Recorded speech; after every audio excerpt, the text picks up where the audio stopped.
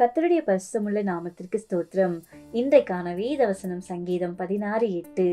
நான் அசைக்கப்படுவதில்லை, நான் அசைக்கப்படுவதில்லை என்று சொன்னது யார் தெரியுமா? தாவீது சொல்லுகிறான். நன்றாய் கவனியுங்கள். சூழ்நிலைகள் நம்முடைய விசுவாசத்தை சில நேரங்களில் அசைத்து பார்க்கும்.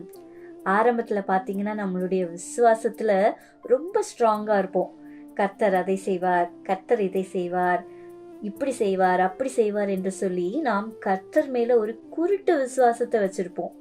ஆனா சில சூழ்நிலைகள், சில பிரச்சனைகள், சில போராட்டங்கள் வரும்போது அந்த விசுவாசம் உள்ளுக்குள்ள தள்ளாடி கொண்டிருக்கும்.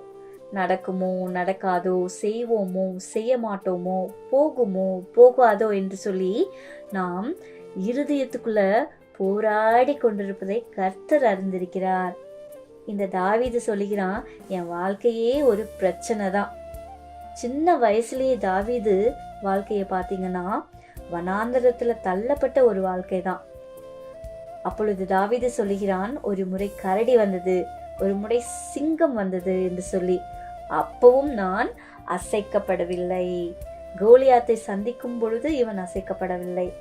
எத்தனை யுத்தங்கள் வந்த போதும் இவன் அசைக்கப்படவில்லை.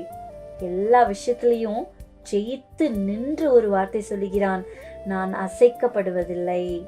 1000 பிரச்சனைகள் வரட்டும், நான் அசைக்கப்படுவதில்லை. இன்னைக்கு ஏதோ ஒரு சின்ன பிரச்சனை, சின்னதா ஒரு வியாதி, கடன் பாரம், ஒரு சின்னதா ஒரு பலவீனம் வந்தாலோ நம்ம என்ன பண்றோம்? அசைக்கப்பட்டு போயிடுறோம். ஆனா கர்த்தரை நாம் எப்பொழுதும் நம்பும் பொழுது நாம் அசைக்கப்பட்டு போவதில்லை. யார் அசைக்கப்பட்டு போவதில்லை என்று வேதம் சொல்லுகிறது? கர்த்தரை எப்பொழுதும் எனக்கு முன்பாக வைத்திருக்கிறேன், அவர் என் வலது பாரிசத்தில் இருக்கிறார். நன்றாய் கவனியுங்கள். கர்த்தர் எப்பொழுதும் எனக்கு முன்பாக நான் வச்சிருக்கிறேன்னு சொல்ல முடியுமா உங்களால? இன்னைக்கு நம்ம முன்னாடி எதை வச்சிருக்கிறோம்?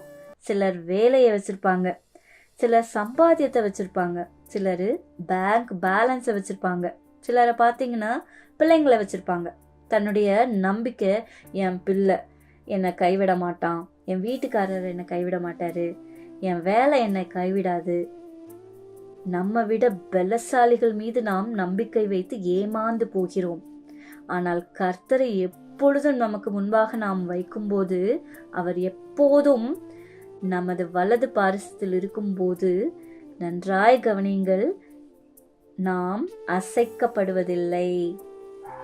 காற்றடிக்கலாம், மழை பெய்யலாம், புயல் காத்து கூட வீசலாம், ஆனால் நம்மளுடைய வீடு அசையாமல் இருக்கும். God bless you. Amen. Amen.